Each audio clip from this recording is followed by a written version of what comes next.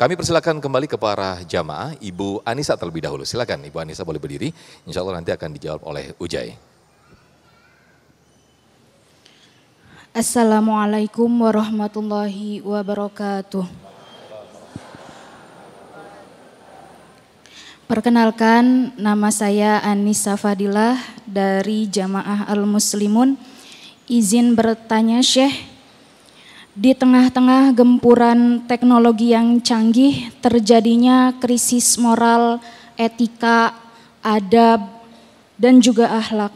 Bagaimana upaya kita sebagai generasi muda dapat mengajak, mensyiarkan kepada teman-teman sebaya kita atau anak-anak remaja untuk mencintai Al-Quran dengan gemar membacanya, mentadaburinya, dan dapat mengamalkannya dalam kehidupan sehari-hari secara istiqomah dan konsisten.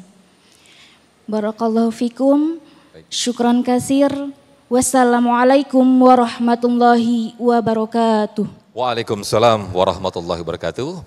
Pertanyaan menarik Ibu Anissa, mungkin langsung dijawab oleh Ustadz Jailani. Silakan Ustadz. Naam, bismillahirrahmanirrahim.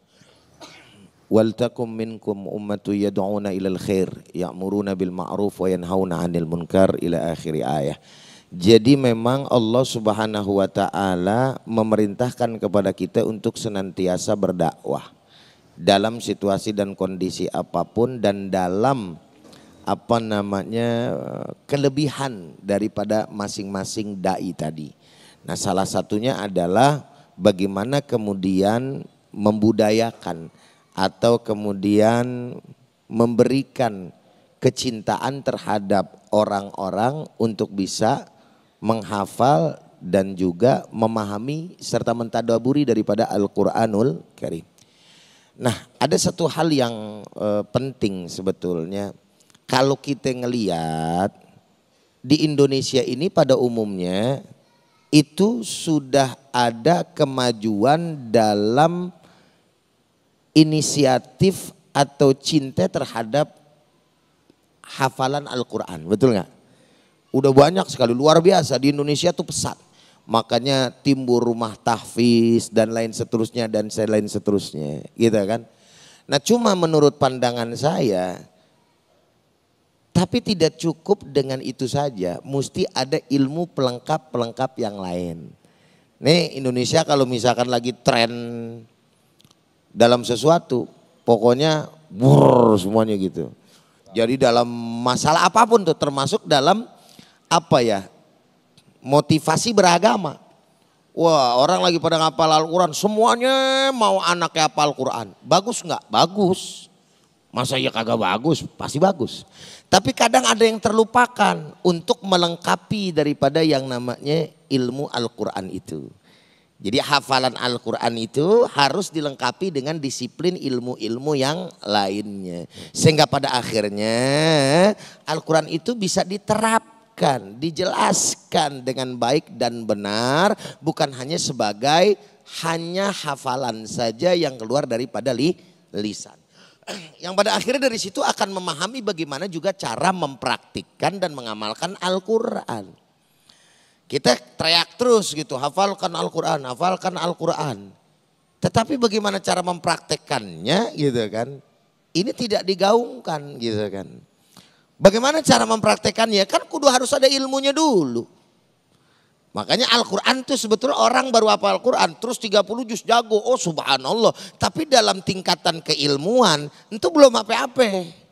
Walaupun saya sendiri belum hafal Al-Quran sih gitu ya kan. Tapi para ulama gitu kan.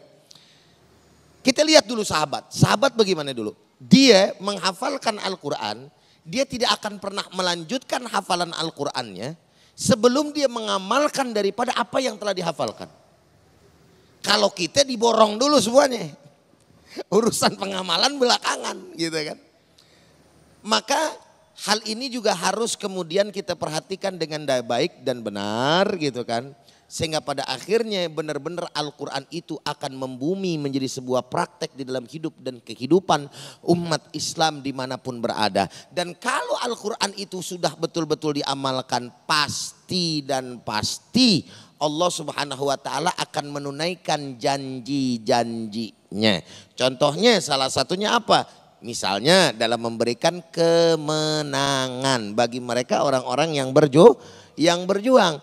Salah satu di dalam contoh ayat idza ja'al haqqu wa zahaqal batil innal batila kana zahuqa. Ya kan, apabila telah datang kebenaran maka akan hancur daripada yang namanya kebatilan. Kadang kita berpikir kok yang namanya kebatilan kagak hancur-hancur ya. Padahal kebenaran sudah datang gitu kan. Yang jadi masalah adalah udah benar belum bahwa kebenaran itu kita datangkan, itu persoalannya. Nah, bagaimana cara kemudian mendatangkan kebenaran? Kan mesti paham bagaimana kebenaran itu. Nah, kebenaran kita mesti dari mana kemudian kita bisa paham? Ya kalau kita mengerti daripada Al-Quran sebagai kompas daripada kehidupan. Wallahu a'lam. Baik, terima kasih Ujai. Nanti kita akan teruskan lagi sesi tanya jawab dengan tema yang sangat menarik sekali ini, yaitu Al-Quran sebagai kompas kehidupan. Tetaplah bersama kami di Damai Indonesiaku.